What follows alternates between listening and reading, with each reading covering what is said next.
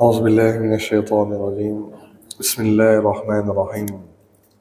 الحمد لله رب العالمين، والصلاة والسلام على أشرف الأنبياء والمرسلين، حبيبنا شفيعنا مولانا محمد بن عبد الله وعلى آله وصحبه أجمعين. رضيت بالله ربا وبالإسلام دينا وبمحمد نبيا ورسولا. اللهم صل على سيدنا محمد. اللهم صل على سيدنا محمد. اللهم صل على سيدنا وحبيبنا وشفيعنا مولانا محمد. طب القلوب ودوائها وعافية أبدان وشفائها ونور الأبصار وضيائها وعلى آله وصحبه وبارك وسلم. رب اشرح لي صدري ويسر لي أمري واحلل عقدة من لساني يفقه قولي. أما بعد. السلام عليكم ورحمة الله وبركاته. Apa kabar jemaah masjid Fastabiqul Khairat? Sehat? Sudah selesai lebaran ya? Sudah masuk ke bulan yang baru? Sudah? Bulan apa bulan yang baru? Bulan Zulhijjah ke Zulkaidah? Zulhijjah ke Zulkaidah? Zulkaidah. Yang mana termasuk di antara salah satu bulan yang diharamkan oleh Allah, sebagaimana Allah firmankan dalam surah At-Taubah, surah yang ke-9 ayat yang ke-36, surah ke-9 ayat yang ke-36. A'udzubillahi minasyaitonirrajim. Inna indatash syuhri indallahi isna syahran fi kitabillahi yawma khalaqas samawati wal ard minha arba'atun hurum.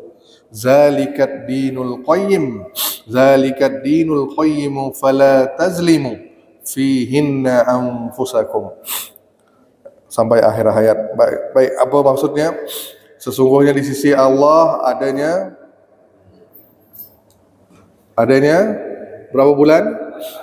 12 bulan dalam ketetapan Allah ketika Allah menciptakan langit dan bumi.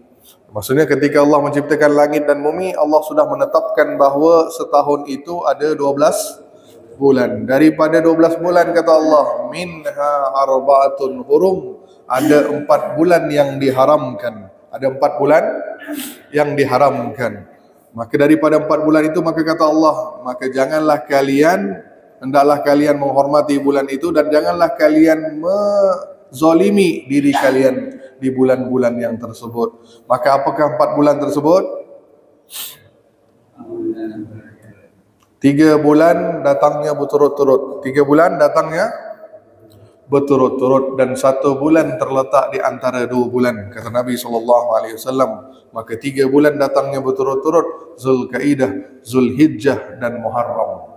Zulkaidah, Zulhijjah dan Muharram. Dan 1 lagi bulan terletak di antara 2 bulan, yakni bulan Jamadil Akhir dan di antara Sya'ban, yakni bulan Rajab. Bulan Rajab, yakni 4 bulan yang diharamkan oleh Allah. Maksud haram ni apa? Orang Arab jahiliyah tidak boleh berperang pada bulan itu. Setelah Islam datang masih mengekalkan budaya itu. Maksud diharamkan ini adalah bulan yang mulia, bulan yang Allah lipat gandakan pahala. Mungkin bulan Muharram kita beramal, bulan Zulhijjah kita beramal, bulan Rajab pun kita beramal. Tapi para alim ulama mengatakan 1 bulan yang kita sangat-sangat lalaikan, walhal termasuk dalam bulan yang haram, kita sering lalaikan adalah bulan Zulkaidah. Maka jangan lalaikan bulan Zulkaidah ini, perbanyakkan perbanyakkan amal. Maka apa amalan yang kita apa fadilatnya? Dilipat gandakan pahala oleh Allah. Kalau bulan lain 1 pahala, bulan haram anda dapat dua pahala. Sebagai contoh, anda bersedekah pada bulan Safar dan anda bersedekah pada bulan Zulkaidah. Yang mana lebih besar pahalanya?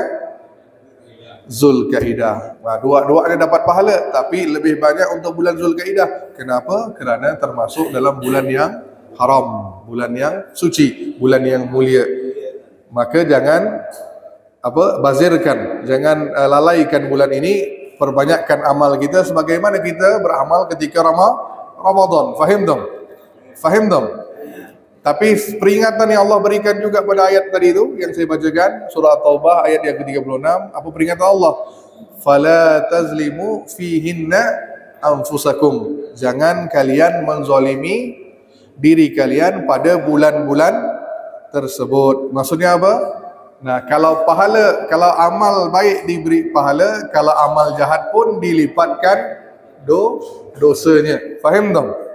Jadi dosanya 2 kali lipat berbanding bulan yang lain. Kalau bulan Rabiul Akhir Anda beramal dan bulan berbuat dosa, contoh bergosip, di bulan Zulkaidah bergosip, mana lebih besar dosanya? Dua-duanya dosa, tapi lebih banyak dosa Allah catat untuk bulan Zulkaidah sebab kita mengotori, mencemari bulan Zulkaidah. Maka perbanyakkan amal di bulan ini, mudah-mudahan kita istiqamah. Amin ya rabbal alamin. Baik, kita lanjutkan kitab Al-Adabul Mufrad kita berhenti pada hadis bab yang ke-94, yakni bab tentang kisos dari hamba sahaya. Dan kita telah lihat kisos bagaimana. Minggu yang lalu kita bahas panjang lebar tentang kisos, hukum kisos, dan kita bahas tentang hudud dan semuanya. Baik, saya lanjutkan hadis 181 masih di bab yang ke-94, kisos hamba sahaya.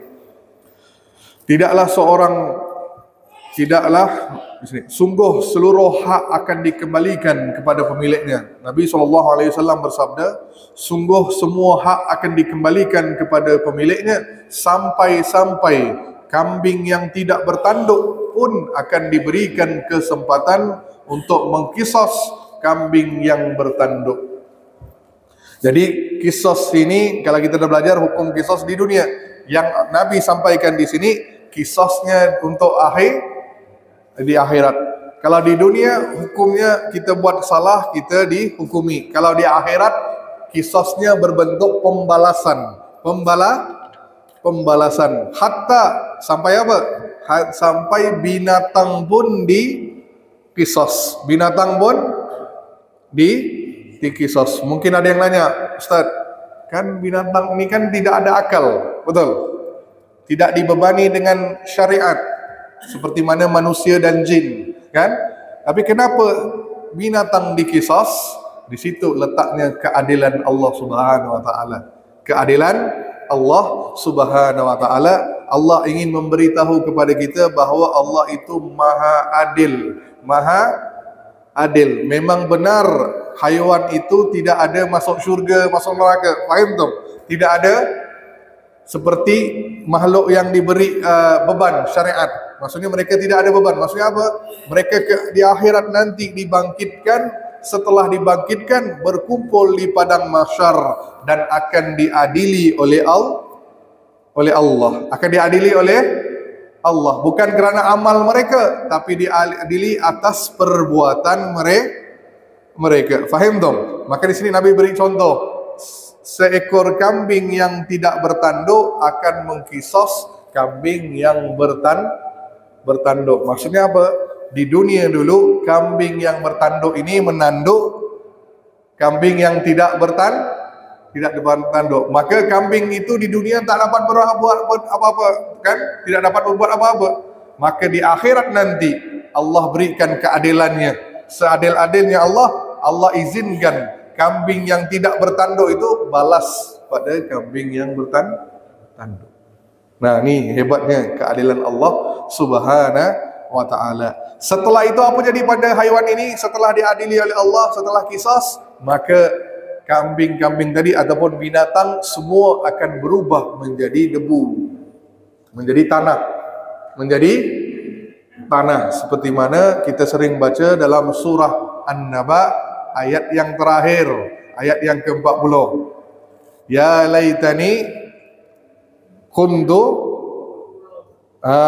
ya laitani kuntu turaba. Kata-kata orang kafir ketika melihat binatang itu berubah menjadi debu, menjadi tanah, maka orang kafir berkata pada hari itu, ya laitani, alangkah baiknya aku ini pun menjadi tanah, turaba, menjadi tanah. Maksudnya apa? Tidak ada pembalasan syurga maupun neraka. Kan baik kalau aku jadi seperti binatang. Faham dong? Tidak ada apa-apa pembalasan daripada Allah. Nah, itu mereka merasa. Maka binatang di akhirat akan dibangkitkan bersama dengan manusia, bersama dengan jin. Tapi setelah itu, setelah dikisos, maka mereka berubah menjadi debu, tanah. Tidak ada apa-apa lagi. Faham dong? Faham dong? Mungkin ada yang nanya, Ustaz, kan ada beberapa binatang yang masuk surga. Wallahu a'lam bishawab. Saya tidak melihat adanya riwayat yang jelas tentang itu, tentang anjing Ashabul Kahfi, kan? Anak unta Nabi Saleh, kan? Ini semua binatang-binatang ini wallahu a'lam bishawab. Wallahu a'lam bishawab. Cuma dari hadis yang sahih mengatakan binatang ini setelah kisos akan berubah menjadi debu, tanah, tidak ada apa-apa lagi. Fahim dong? Fahim dong? Maka di akhirat hamba yang diperbuatkan dengan tidak baik di dunia, mereka tidak dapat mengkisos, kan? Kan saya katakan, kisos untuk manusia, kalau ada orang patahkan gigi, maka balasannya patahkan gigi. Tapi ini tidak berlaku kepada hamba. Kalau tuan punya pemilik hamba tadi, dia mukul si hamba tak dapat membalas. Sebab apa tadi? Sebab Allah tu Maha Adil, kan? Laki-laki dengan maksudnya manusia dengan manusia, orang yang merdeka dengan orang yang merdeka. Begitu, faham dong? Maka hamba tarafnya dengan orang yang merdeka tidak sama. Tapi Allah simpan, kalau si pemilik tuan tadi tidak minta maaf dan tidak beri ganti rugi dan sebagainya, di akhirat kelak si hamba boleh mengkisos. Maksud kisosnya apa? Diambil pahala majikannya, dipindahkan kepada budak tadi, hamba tadi. Faham dong? Itu bentuk kisos di akhirat.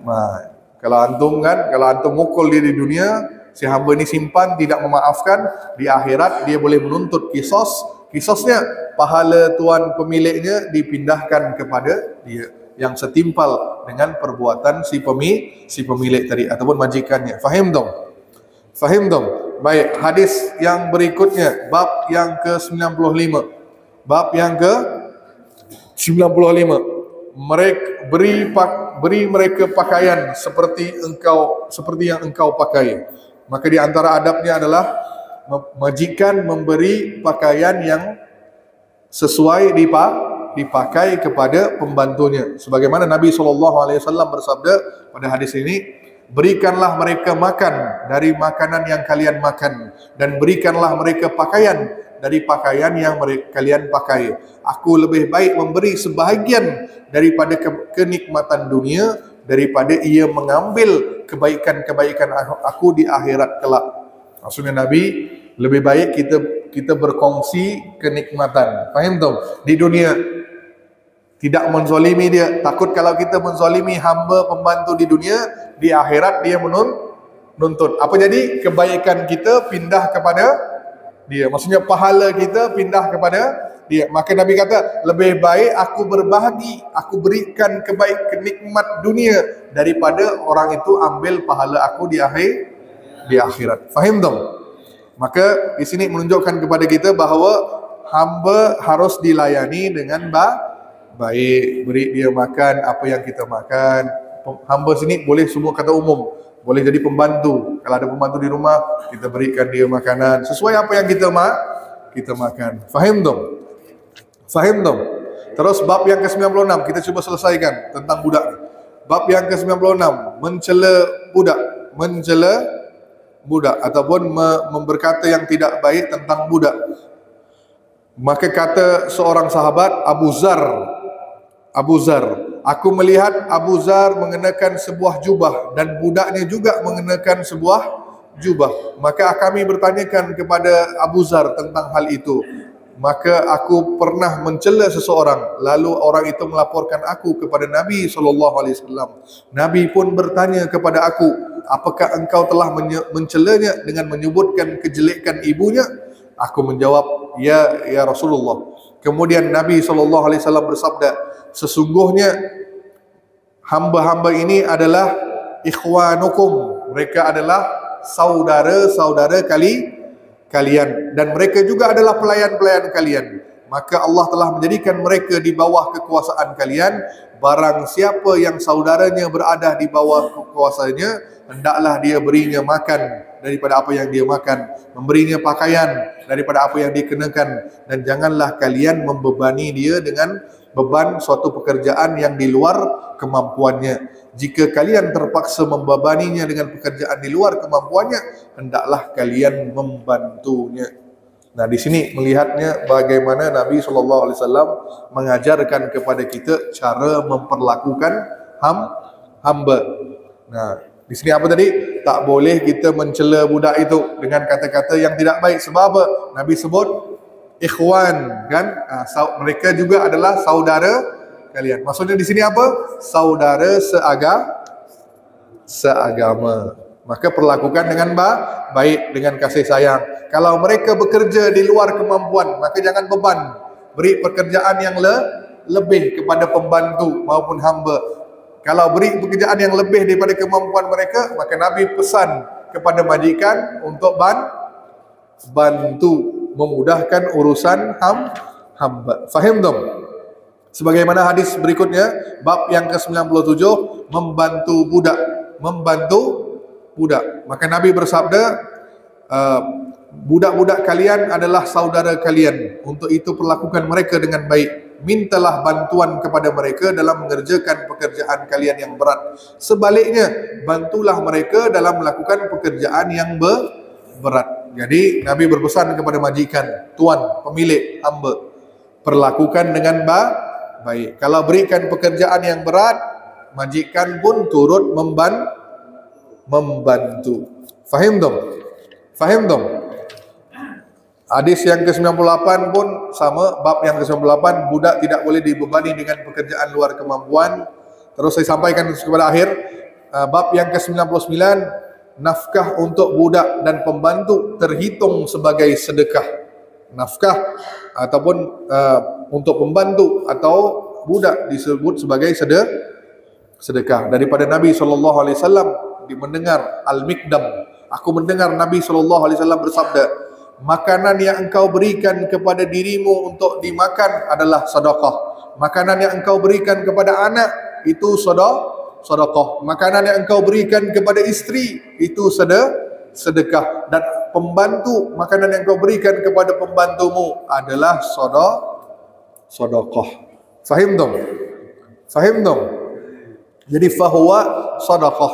Maksudnya semua yang kita berikan makanan, kita apa bahasa sini? Belanja orang. Apa belanja orang? Tahu belanja? Allahumma shalli ala sayyidina Muhammad. Apa belanja makan? Apa sini? Yes, traktir. Itu pun sedekah. Faham dong? Jadi antum beri kepada masjid, hantarkan makanan, itu semua terhitung sedekah. Wa ima, kita beri sesuap nasi kepada anak. Faham dong? Memang itu termasuk nafkah. Tapi kalau istri kita ngidam sesuatu yang di luar nafkah, kita belikan juga untuk istri ataupun untuk anak, itu terhitung sedekah. Jelas? Jelas?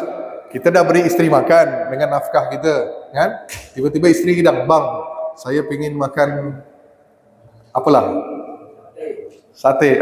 Di luar waktu nih, contoh ringan itu sate kan?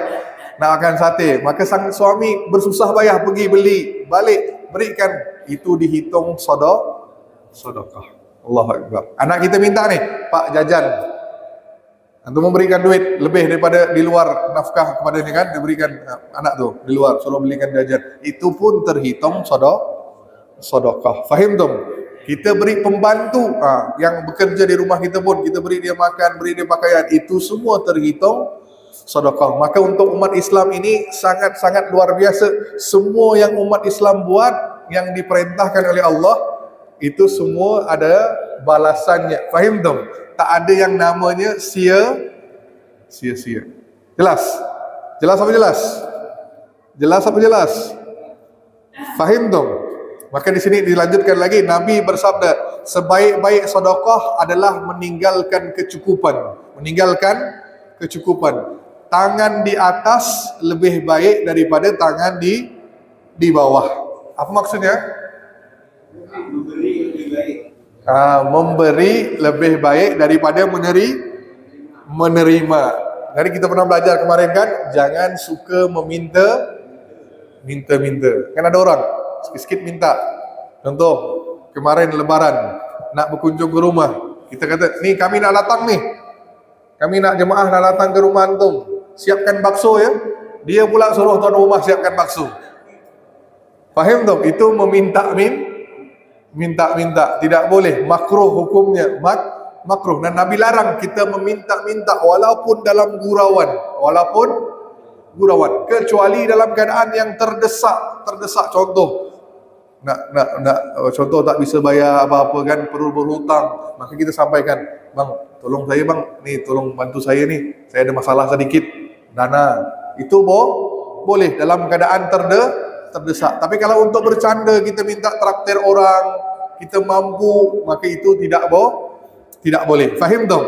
Maka Nabi kata tangan di atas lebih baik daripada tangan di bawah. Jangan sampai istrimu mengatakan, "Berikan aku nafkah," atau "Ceraikan aku." Allahu Akbar. Jadi tugas seorang suami untuk memastikan istri diberi nafkah. Jangan sampai istri itu tidak diberi apa-apa. Faham dong?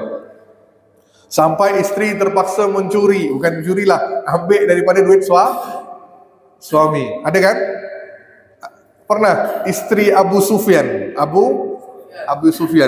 kan, pembesar Quraisy yang terkenal. Lepas dia masuk Islam, istri Abu Sufyan itu ngadu kepada Rasulullah, "Ya Rasulullah, apakah salah kalau aku ambil duit daripada suamiku tanpa pengetahuan suamiku?" Tanpa pengetahuan suamiku. Maka Nabi tanya, "Kenapa kau berbuat demikian?"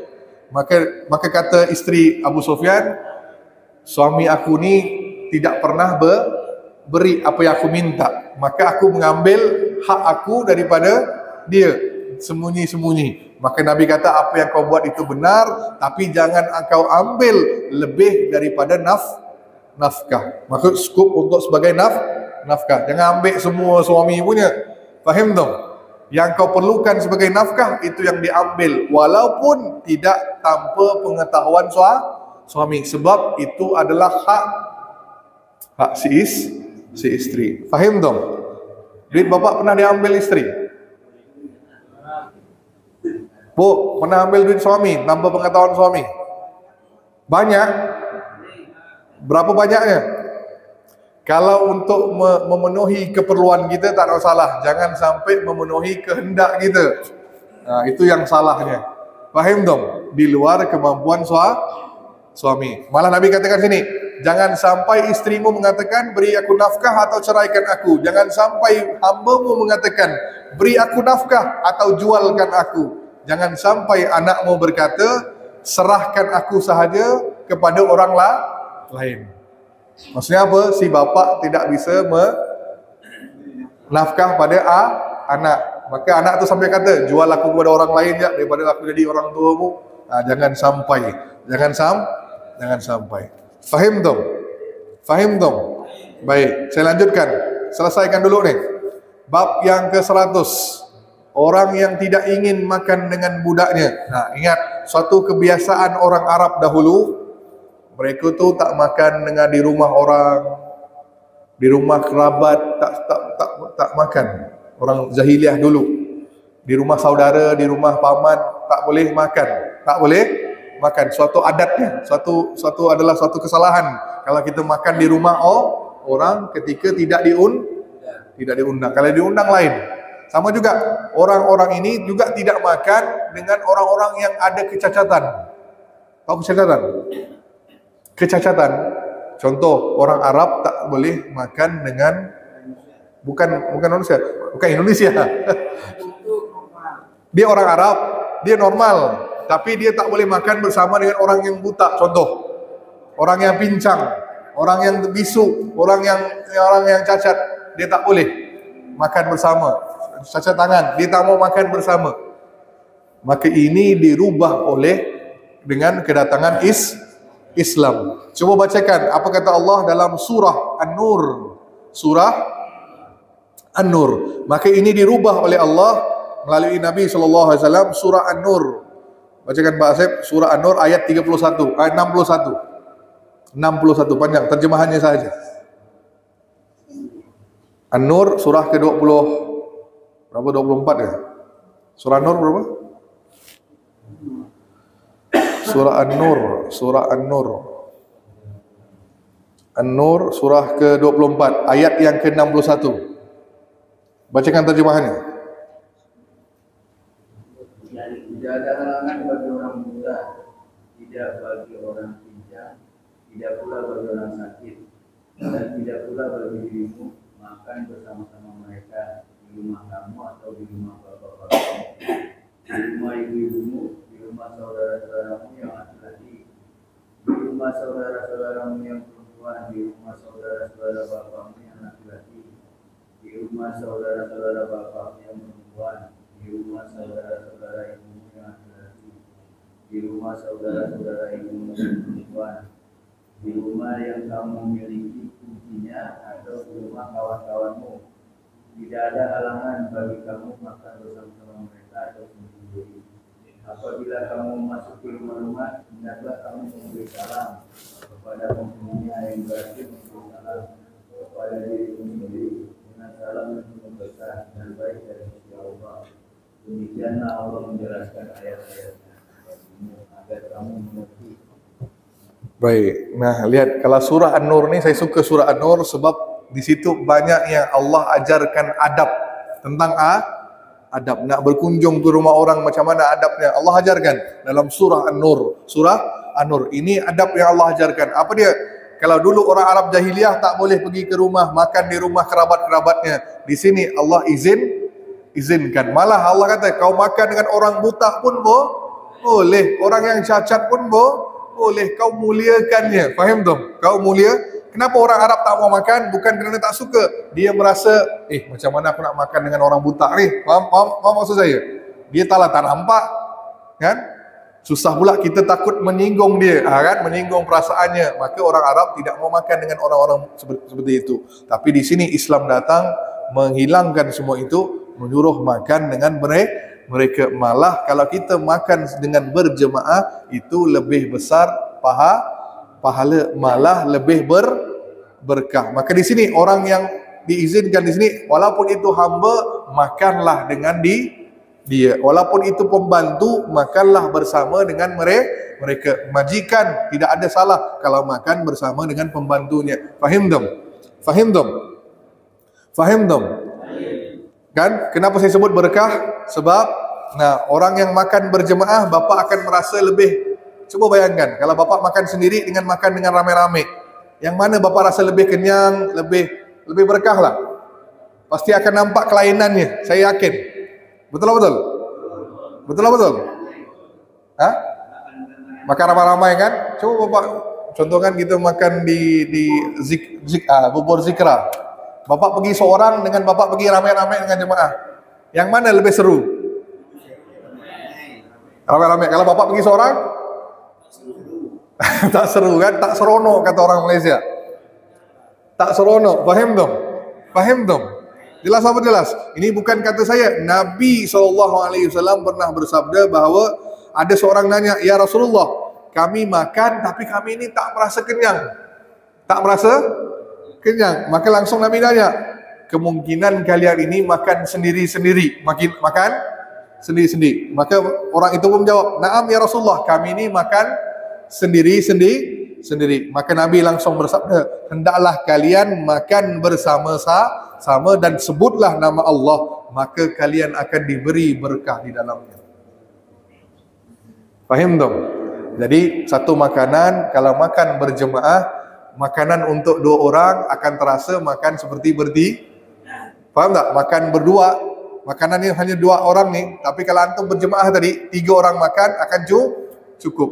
Makanan untuk 2 orang akan cukup untuk 3 orang. Makanan untuk 3 orang akan cukup untuk makan 4 orang. Faham dong? Maka di situ letaknya keberkahan. Maka tak salah kalau kita makan bersama dengan orang lain. Fahimtum?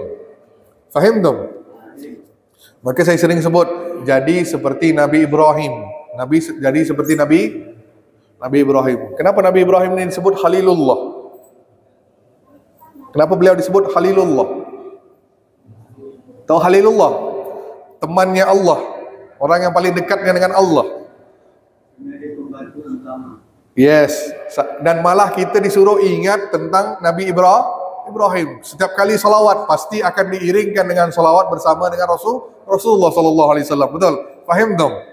Kita baca tahiyat pun pasti akan ada Nabi Ibrahim. Kenapa Nabi Ibrahim sangat penting? Salah satu sifatnya beliau adalah beliau ini suka menjamu tamunya. Suka menjamu tamu. Paling setiap hari beliau akan cari orang datang bertamu ke rumahnya. Faham tak? Bila beliau masak yang enak-enak, tunggu tamu datang dan beri makan pada tamu tu.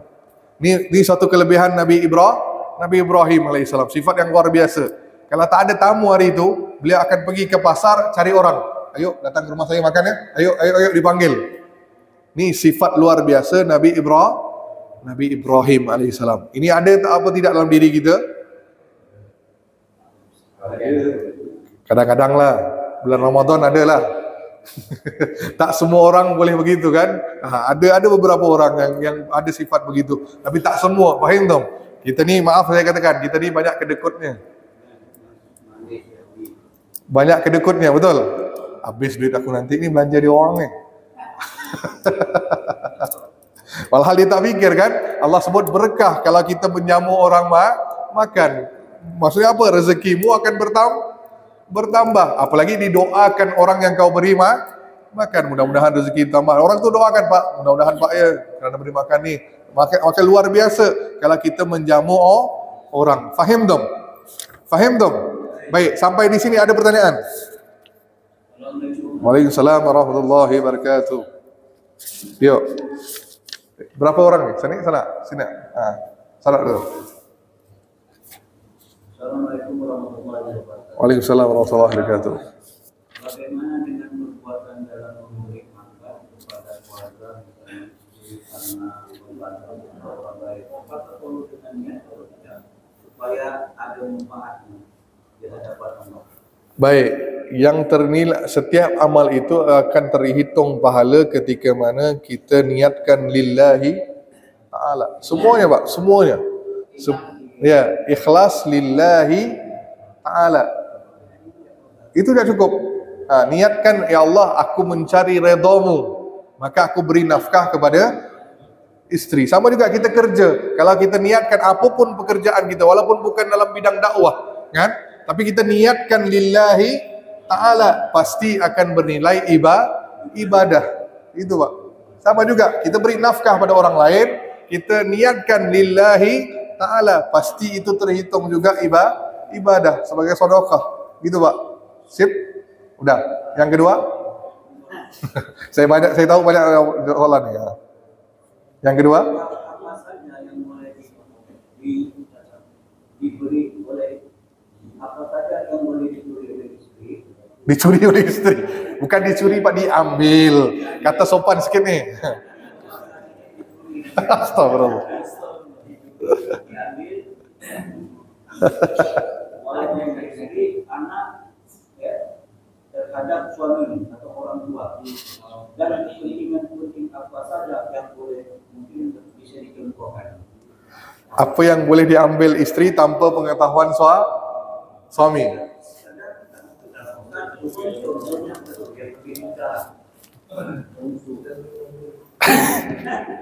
Nak beli perhiasan, ambil duit tanpa gitu. Tak ada umum. Yang saya maksudkan di sini kisah Abu Sufyan itu, suami Abu Sufyan ini tidak beri nafkah, maka istrinya ambil duit yang dia ada itu untuk memenuhi keperluan si istri tadi, untuk beli pakaian. Itu kan memang nafkah kan? Belikan beras, makanan, sembako dan sebagainya, itu kan ada. Jadi si suami ini pelit. Abu Sufyan ini pelit, beri sedikit. Paham dong? Walhal tidak cukup untuk memenuhi keperluan si Si istri tadi yang penting, bukan di luar kehendaknya ya, yang dalam memenuhi keperluan hariannya. Nah, khusus nafkah. Anak pun, itu salah. Kalau untuk berjoli dia ambil, nah itu salah. Kalau dia ambil untuk bersukaria, itu tidak boleh. Tapi kalau kita berikan dia, nah dek, kalau kau nak ambil, izin. Itu baru benar. Ya Pak ya, bukan maksud mengambil itu semua hal boleh ambil tanpa pengetahuan suami. Malah Islam kata harus minta izin suami. Puasa sunnah pun harus minta izin suami.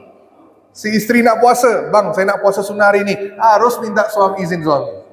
Kalau izin suami tak izinkan, tak boleh dia berpuasa. Berdosa. Nah gitu Pak. Jadi Islam tu dah muliakan dah. Jadi kasus tadi hanya untuk kasus tertentu. Ketika si suami tidak menafkahinya dengan benar, maka si istri boleh mengambil wang suami tadi tanpa pengetahuan suami. Boleh. Dalam hal itu sahaja. Yang lain tidak boleh. Harus minta izin suami. Ya, Pak Hidayat.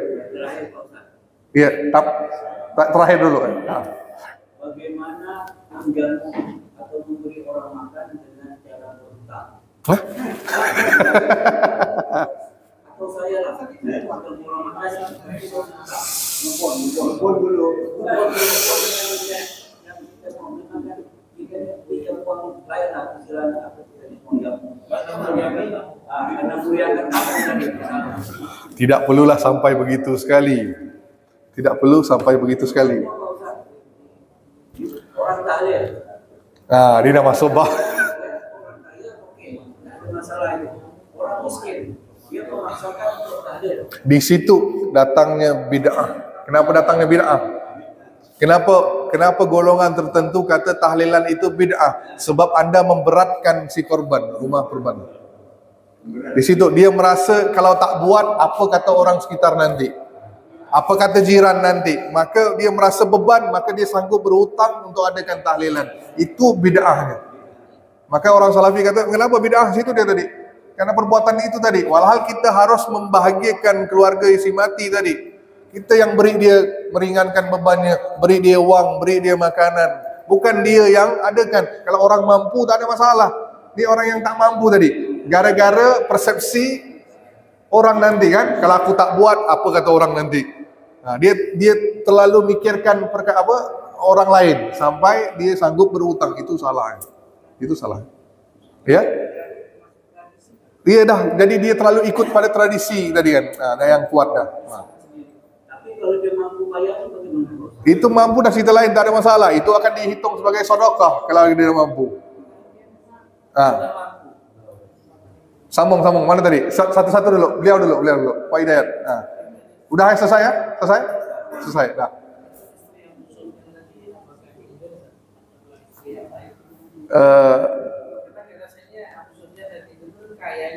Iya, kaya, makanya tadi pelit.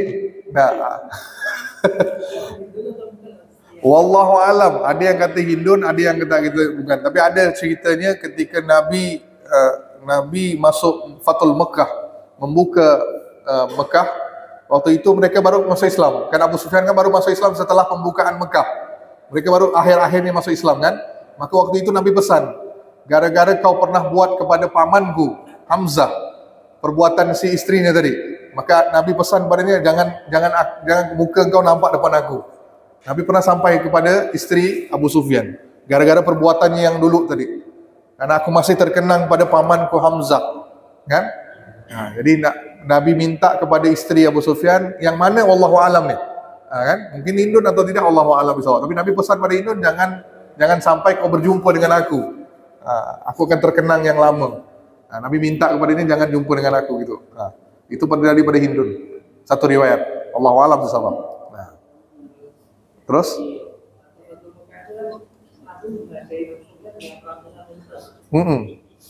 Betul. Supaya dia mau masuk Islam tadi itu. Karena dia nak masuk Islam. Sebab pembesar yang paling menentang Islam waktu itu kan, akhirnya ngalah masuk Islam. Makanya karena itu Nabi memuliakan itu. Sip. Oke. Pak. Assalamualaikum warahmatullahi wabarakatuh. Berkaitan dengan sedekah serta adab dan adat. Boleh. Bagus nih. Sekarang kan ada Pak, Adab. Adat dan adab. Oke, baik. Jadi itu sudah masalah ada kaitan dengan tahlil. Betul. Apabila kita meninggal kalau tidak ada tahlil, macam mana pula? Kata orang. Nah, itu mana apa adab dulu diutamakan atau adat? Adab dan adat yang mana dipakai dulu? Adab dan adat. Kalau tak buat tahlilan, Kita malu dengan itu adab ke adat? Adat. Adat. Maka adat yang dibuang, ditinggalkan. kita dikucilkan, Pak. Biarkan orang yang kucil. So Anda ikut syariat, paham tuh? Syariat di situ berkata tidak boleh antum membebankan si keluarga si mati, kan? Tidak boleh antum membebankan. Maka jangan maksa dia adakan tahlilan, dan jangan salahkan dia kalau dia tak buat, paham tuh? Jangan merasa itu dah buat dosa besar nih. Rohnya tidak tenteram dan sebagainya. Tak boleh bilang itu semua. Paham tuh? Itu urusan Allah. Paham tuh? Nah, tugas kita sebagai seorang saudara muslim harus membantunya, meringankan bebannya, kan? Menggembirakan, membahagiakannya kembali orang yang tengah bersedih. Gitu, Pak. Jadi adat dibuang. Kalau syariat datang, adat dibuang. Nah, gitu. Nah, biar orang nak kata apa, kita di depan Allah dah benar. Nah. Itu ni kan kadang-kadang ada yang mengatakan bahwa ini bukan Makanya Pak, itu dah karena tradisi tadi. Maka saya kata generasi berikutnya kan, mungkin zaman bapak tak dapat dirubah. Kami yang pelapis ni nanti, anak-anak bapak, cucu bapak nanti akan rubahnya nanti. Karena dengan ilmu yang mereka belajar. Mudah-mudahan, kan? Nah, sip, go. Assalamualaikum warahmatullahi wabarakatuh.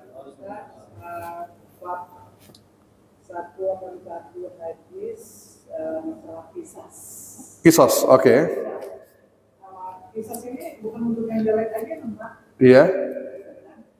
Jadi begini, apakah manusia bisa dikisas juga di akhirat saat dia membantu, misalnya ada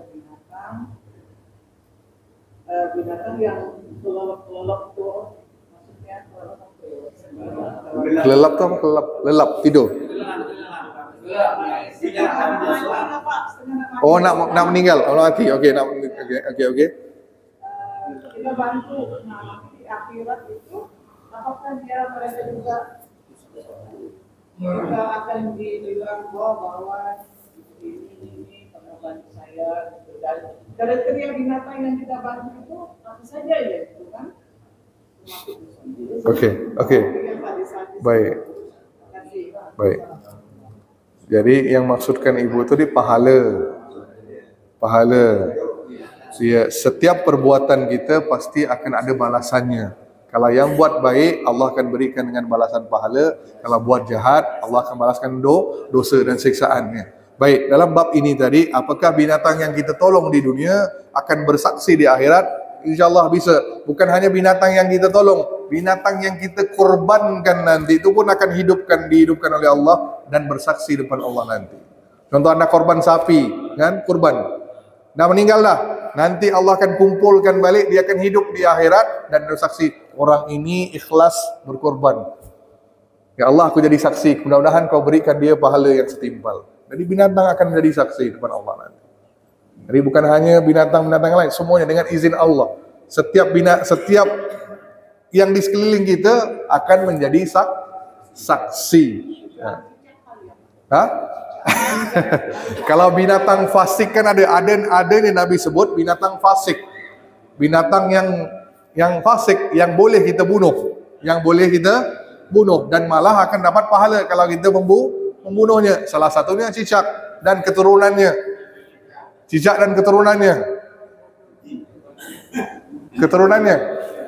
Apa? Tokek. Semualah keturunannya. Nah, itu boleh kita bunuh. Ular, kalajengking. Ya, ini binatang gagak. Ini binatang-binatang yang fasik. Fasik yang boleh kita bunuh, yang tidak baik ada di rumah. Kan? Tidak baik. Binatang yang tak boleh dibunuh, semut. Lebah tak boleh. Ini ada binatang yang tertentu yang memang Allah dah tetapkan. Gitu Bu. Jadi binatang fasik memang tidak akan menjadi saksi. Gitu. Kan? Siapa ya? Oke. Udah. Ya Pak Idat. Bid'ah. Ini kenapa tanya? Saya tanya dengan ustaz yang ngajar fikihnya, aduh. Saya pula kena ya. Hah? Iya, terus kan? Andaikan tahlilan. Dibantu masjid.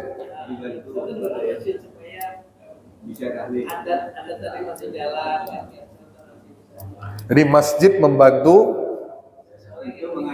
boleh. Sama kan dalil saya kata kita yang bantu beri makan. Boleh, tak ada masalah, boleh. Boleh. Boleh, tak ada masalah, boleh. Cuma jangan ambil daripada uang zakat. Jangan ambil uang zakat. Zakat hanya untuk asnaf. Jadi kita ambil daripada infak, sedekah, dana, sumbangan yang kita kumpul untuk membantu keluarga korban. Itu boleh. Itu boleh. Tidak ada. Tidak ada. Betul tadi. Okey. Ada yang lain? Sini, belah sini. Sini kita tanya ni, sini ada. Ada Pak? Ada pertanyaan? Baju hijau? Dah. Dah ya? Sip. Ada yang lain? Ya Ibu, ada lagi? Ya Pak.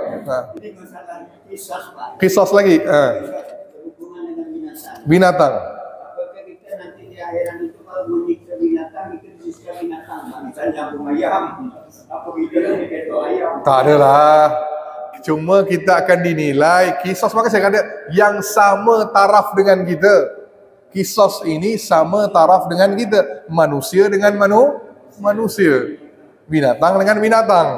Maka tak boleh binatang dengan manusia. Tak setimpal, tak adil. Cuma kalau bapak menyeksa binatang di akhirat akan dihukum. Seksaan tadi kerana menyeksa, menzalimi binatang. Tak. Malaikat menyeksa kita. Malaikat menyeksa kita. Kan ada seorang wanita kan Nabi sebut, dia mengurung kucing, tak beri makan sampai kucing itu mati. Maka perempuan ini masuk neraka jahanam, diseksa gara-gara apa? Tidak memberi makan kucing. Seorang wanita beri minum anjing, beri minum anjing yang kehausan, masuk syurga Allah. Boleh faham? Lupa je macam mana? Jangan bela binatang kalau lupa. Iya. Kecuaian kita lah, khilaf. Itu kalau kita buat perbuatan dengan tidak sengaja, terlupa, itu tidak dikira sebagai dosa. InsyaAllah. Maka hati-hati. Baik, udah ya? Sip, udah semuanya? Baik, kita akan lanjut lagi pada yang berikutnya. Wabillahi taufiq wal hidayah. Assalamualaikum warahmatullahi wabarakatuh. Tutup dengan tasbih kafarah. Subhanallah bihamdika. Asyhadu an la ilaha illa anta astaghfiruka wa atubu ilaik.